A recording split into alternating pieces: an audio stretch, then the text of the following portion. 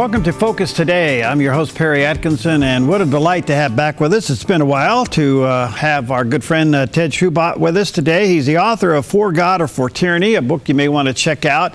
Powerful, to say the least. And today we want to talk to him about something that I came across and I go, whoa, this is really something. Anyway, it's about how the Russian Orthodox Church is declaring holy war against Islamic terrorism. This is a huge thing. So, hey, Ted, good to see you. How you doing, my friend? It's good to be on.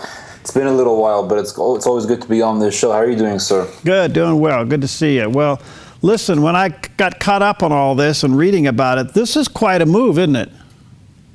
Yes, it is. It's very interesting, and it also it's actually quite a piece of refreshing news because we are so much inundated and we've been so much marinated in secularism.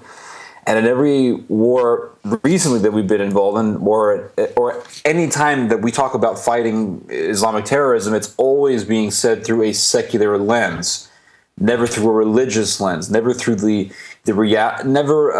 explain the reality of the spiritual war between darkness and light, good and evil. And Russia, being a nation that is awakening from communism, or I should say has awakened from communism. The Russian Orthodox Church is the official religion of Russia.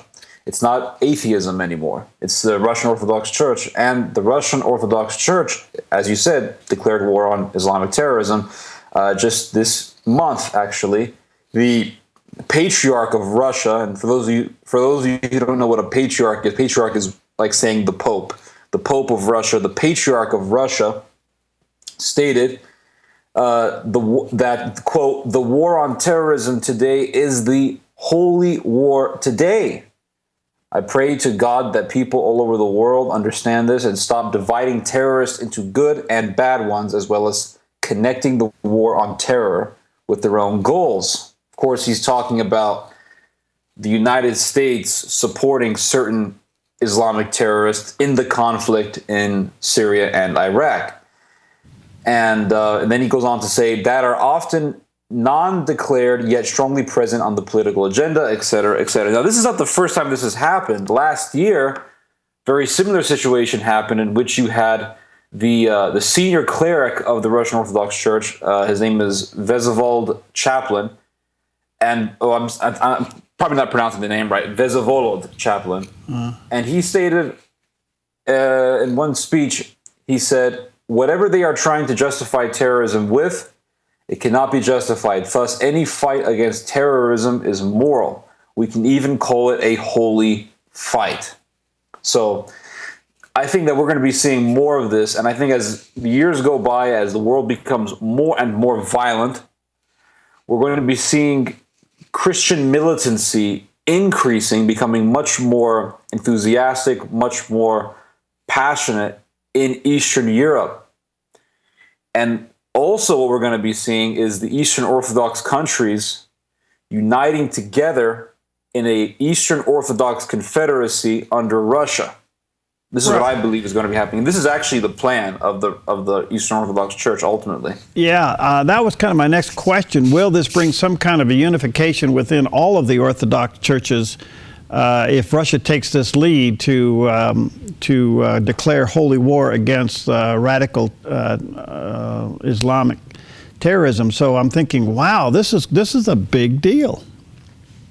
It is a very big deal, and it's amazing how people are not even focusing on it. It's amazing how very little news talked about the recent agreement that was made in March of this year. I believe it was March 11th or March 12th of this year, the Serbian government. Now, Serbia is not a very powerful country, but it is relatively a powerful nation in the Balkans. And it is a nation that receives a lot of attention from Russia, and it is a huge ally of Russia. It's an Orthodox country like Russia. And Serbia is very important because, as I have learned about it, it is the bulwark of the Balkans. It's one of the bulwarks of Eastern Europe. If, let's say, the most powerful nation in the Islamic world right now is Turkey. If Turkey wanted to invade Eastern Europe, Turkey would have to control Serbia. It would have to invade Serbia. So I believe that Turkey is aspiring to invade Eastern Europe, to destroy the Eastern Orthodox world, but it's significantly focused on Serbia. Now, this year, and amazingly, very few people actually focused on this, but this year, the Serbian government, which is very corrupt, made a deal with the with the NATO government, that Turkey and any other NATO state can actually enter Serbia and utilize any of its public infrastructure.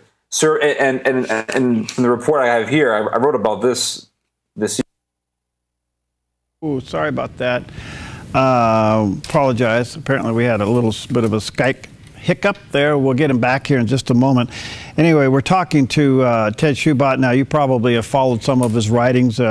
You can check him out online as well, but you may want to check out the book For God or For Tyranny. I'm sure it's available there. There's a picture of it there on the screen. You can pick that up at Amazon or Barnes & Noble. Check that out. Pretty interesting read. And he tracks this, his own story and transformation in his own life is quite a remarkable story. But we're talking about an article that has come out, has been now published pretty much around, but as he said, the patriarch of the Russian Orthodox Church in Russia has declared holy war against the Islamic terrorism. Now, this is a substantial deal.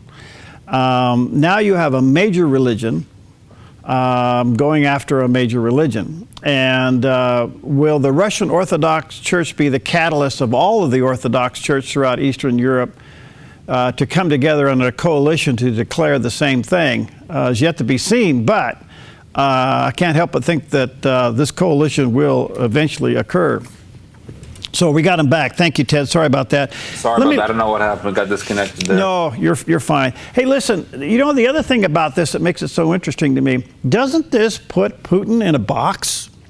I mean, he is an Orthodox, Russian Orthodox. He attends the services in the church. There's been question as to whether or not he really is, but the point is that he is there.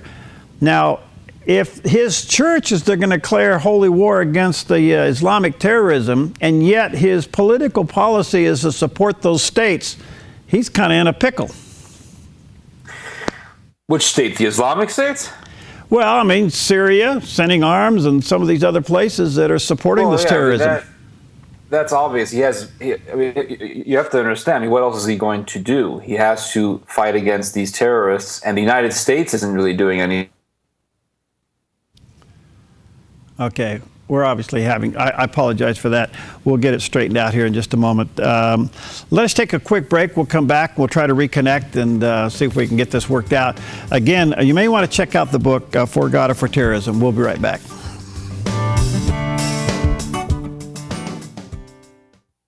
I'm Paulina Leiser, producer of Focus Today. Thank you for watching this video, and make sure to check our other videos at theDove.us.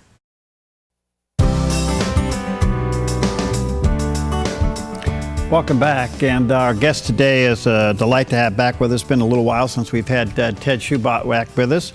He's the author of For God or For Tyranny. There's a picture of the book there on the screen. You can check it out online at Amazon or Barnes & Noble. It's a must-read. His own personal story is quite fascinating, to say the least. And we're talking to him about a recent news that the Russian Orthodox Church, which is the official church of Russia, has come out and pronounced a holy war against radical or Islamic terrorism. And we're talking about that. Before we went into the break, Ted, we talked a little bit about, does this put Putin in a box, so to speak, where his church is saying no to terrorism, but some of his policies are supporting countries that support terrorism? What's your take? Well, for one thing, his government is supporting the Syrian government. The Russians are supporting the Syrian government as they supported Gaddafi, as they're currently supporting al-Sisi, and also as they were supporting Mubarak as well. Now, these governments were not Islamic terrorist governments. The leaders were not Islamic fundamentalists. Mubarak was not a Muslim fundamentalist. Bashar al-Assad is not a Muslim fundamentalist. These are Soviet-influenced leaders. In fact, Christians were protected under Bashar al-Assad's policies before the revolution. Now they're being killed by the rebels who the United States is supporting. And you also had the United States supporting the Muslim Brotherhood in Egypt, but who supported the revolution, the second revolution in Egypt that overthrew al-Sisi, Mohammed al-Sisi, not al-Sisi, Mursi. Mohammed Mursi was the Muslim Brotherhood leader that the Muslim Brotherhood put in power through the revolution. And all of a sudden, there's a second revolution, there's a military coup, and the military throws him out, and they install al-Sisi as the leader. Well, who supported that? It was Russia. Who's supporting al-Sisi? It's Russia. Islamic fundamentalist governments. Russia is in support of pan-Arabist states. There's a big difference between pan-Arabism and Islamic fundamentalists. Islamic fundamentalists are globalists. They are universalists. They want to, they aspire to establish a universal Islamic empire, a universal Islamic utopia. Whereas when you have the pan-Arabists, they're very patriotic, nationalistic, and they don't believe in having a universal Islamic kingdom. Mubarak is the ruler of Egypt. He's not the ruler of a universal Islamic caliphate. So there's a huge difference. You also have the United States giving millions of dollars to Al-Qaeda. That's confirmed report. And you have the United States training rebels, and the members of the so-called rebels are members of Al-Qaeda. The United States is not even utilizing an adequate vetting process when recruiting these members. But we also have to look at the history of Russia. Look at the history of Russia. Look at its roots. Russia was a Christian empire, not an empire, but Russia became a Christian government in the 11th century. You had Saint Vladimir, who was the first Christian king. He converted to Christianity, and he was the Constantine of Russia. And the Islamic world has been wanting to conquer specific areas in the world. Constantinople, which is Istanbul today, and they succeeded in doing that in 1453. Jerusalem, they conquered that several times. Rome, the head of the Roman Catholic world. And then you have Russia. Russia is being called right now the Third Rome. It has been being called the Third Rome for quite some time. Why do they call it the Third Rome? Because in the Russian Orthodox perspective, Constantinople was taken over by the Muslims, so it's no longer a central city. It's no longer an active Rome, if you will. Rome has been conquered by communism and modernism, which is why so much modernistic influences are in the Catholic Church. And I'm saying this, me being a Catholic, coming from a Catholic. But now Russia is awakening, or has awakened from communism, has awakened from state atheism, and it is going to a return. It is reinvigorating itself as a Christian militant society. And it is combating what I like to call the imperialism of delusion. What do I mean by the imperialism of delusion? The homosexual agenda is a big part of this. Every country that is saying no to the homosexual agenda, that does not want it in its country, is being attacked by the means of propaganda from the United States, from Great Britain, from Sweden, and other European countries. Uganda said, we don't want this in our country. They made a law against homosexuality. Obama makes a personal visit to Uganda and pushes the people, pushes the Ugandan government to accept homosexuality and begins to extort them. Sweden did the same exact thing. They said, if you do not support it or accept homosexuality, we're not going to help you. Nigeria, something very similar happened in that, where the United States told Nigeria, because you don't accept homosexuality, we're not going to help you fight Boko Haram. They tried to do the same thing to Russia, but they couldn't. Why? Because Russia does not need anyone. Russia does not need the United States to survive. And the Russian people have made it very clear that they are willing to starve for the sake of having Putin in power, because he respects the Christian views. And Putin himself stated that one of the biggest problems with the Western world is that it equates the worship of God with the worship of Satan. Freedom of religion, equality of religion. This is the modernist values. But these are the values that they want to spread throughout all the world. And Russia is completely resisting this. And that your whole explanation, Ted, is fascinating. And I'm so glad you straightened some of this stuff out. And, you know, it's hard for us to swallow that, but you're absolutely true. You're absolutely correct. And let me ask you this. If the Russian Orthodox Church is declaring holy war on Islamic terrorism, isn't it in general declaring war on Islam? yes, ultimately, yes. They're not going to say that because they don't want to cause a huge uproar with it. But absolutely, because Islamic terrorism, I believe, is synonymous with Islam itself. It's an inherent trait of the Islamic religion. So ultimately, yes. And mark my words, if there's one thing that I want your audience to learn with this interview, mark my words, you're going to see the restoration and the revival of Christendom. It's not going to begin in the West. The West is going to need some time to awaken from its insanity. It's going to start in the Eastern European world. Russia, Serbia, Yugoslavia, Greece, all of the East Bloc, Eastern Christian countries are going to unite. And even countries like Poland, I believe, will become an ally against the fight against the armies of the Antichrist. Even though Russia and Poland are enemies, I believe there's going to be a unity between those two countries, as there was a unity in World War II between Russia and the Poles. And you see Poland today. Look at what happened just last year. Over 200,000 people took to the streets to protest Islam and homosexuality and the imperialism of delusion that the Western world is trying to push on Poland. But I also believe, and I don't think I have enough time to explain all this, but I'm going to say this as succinctly as possible. You're also going to be seeing the axis of evil. And this is what I believe is going to be the axis of evil. It's going to be a trio of evil. Turkey being the head of the Islamic world, Germany, and Japan. I believe those three countries are going to unite and become allies against the rest of the world, against Christendom. Now, I know that sounds crazy, but maybe we should do another interview, and I'll give you to explain that alone. But I could talk for hours about that subject.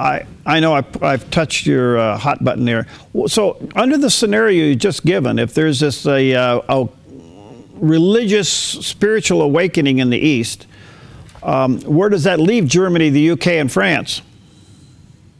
Well, France, Catholicism is very strong in France, but regardless of what the people say that France has gone atheistic, I don't really believe that. That may be true in Paris, but it's not for the rest. And France is quite a big country. It's like 80 million people living there. France is a very strong Catholic country, a lot of strong Catholic heritage. And let's not forget that when the Crusades began in the 11th century, late 11th century, it was France that took the lead. Pope Urban II didn't go to Italy, didn't go to any other country. He went to France, and the French took up arms and fought against the Muslims to defend Christianity and to defend the Christians. There is a huge conservative movement in France. I believe we're going to be seeing a restoration of Christianity in that country, a restoration of political Christianity and militant Christianity. So I have a lot of hope for France. Poland, I have a lot of hope for. Spain, I also have hope for, but what I think is going to happen is Turkey is going to revive its Ottoman Empire. They're already talking about it. They've been talking about it for decades now. They're going to revive their Ottoman Empire,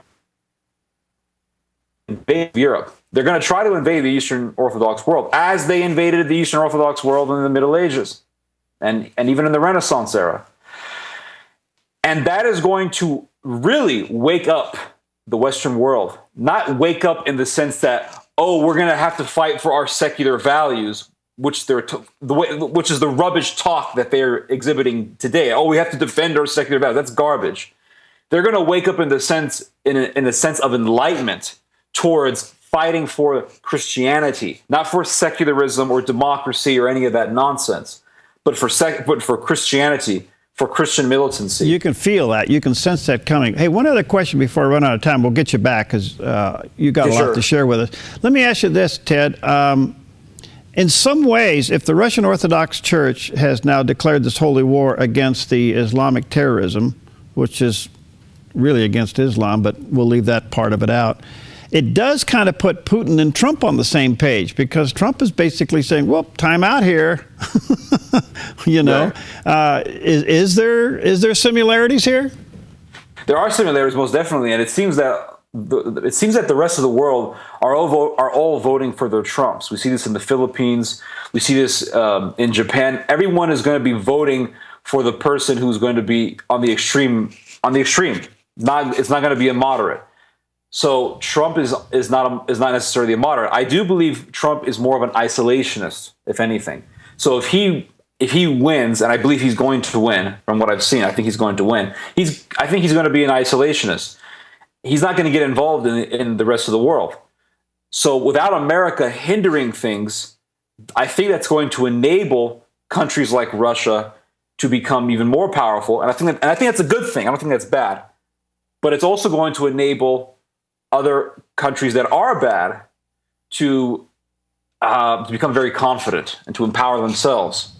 So countries like Turkey, like Japan, like Germany, which is dominating Western Europe right now, I think these countries, you're going to be seeing them showing their true colors. So you're going to have more of an upset of dominance in Europe than you are anywhere else. If Turkey is going to go rogue, like you're saying, and then the other countries are going to have to rise up and do something about it. Exactly. So I think the good thing about an isolationist getting in power is that it's going to allow the other countries of the world to show their true colors, to show what they really want. Because on account of America's tentacles everywhere and hindering certain things, people can't be that honest. Political leaders can't be that honest. So with America pulling out and saying, okay, you guys do what you own thing, and you have Donald Trump saying, Japan, you take care of North Korea, you take care of China. The Japanese are going to be saying, okay, thank you. You're going to be seeing Japan going back to how it used to be before the end of the Second World War. That's what I believe. You're already seeing emperor worship reviving. You're already seeing fanatical nationalism increasing tremendously in Japan. And they still hate the United States for what it did to them in World War II. That's not going away. In Germany, I think you're going to be seeing Germany going back, and you're going to be seeing a Fourth Reich. But I think we should do another interview just to talk about that. We'll get you back. Thank you, Ted, for your time. Keep up the good work, my friend. And if people want to correspond with you, how do they do that? You can go to Shoebat.com, and there's a contact page, and you can email me on there. There's a message section. All right. Thanks, my friend. Good to see you. We'll have you back soon. Thank you, sir. God bless. God bless. We'll be right back.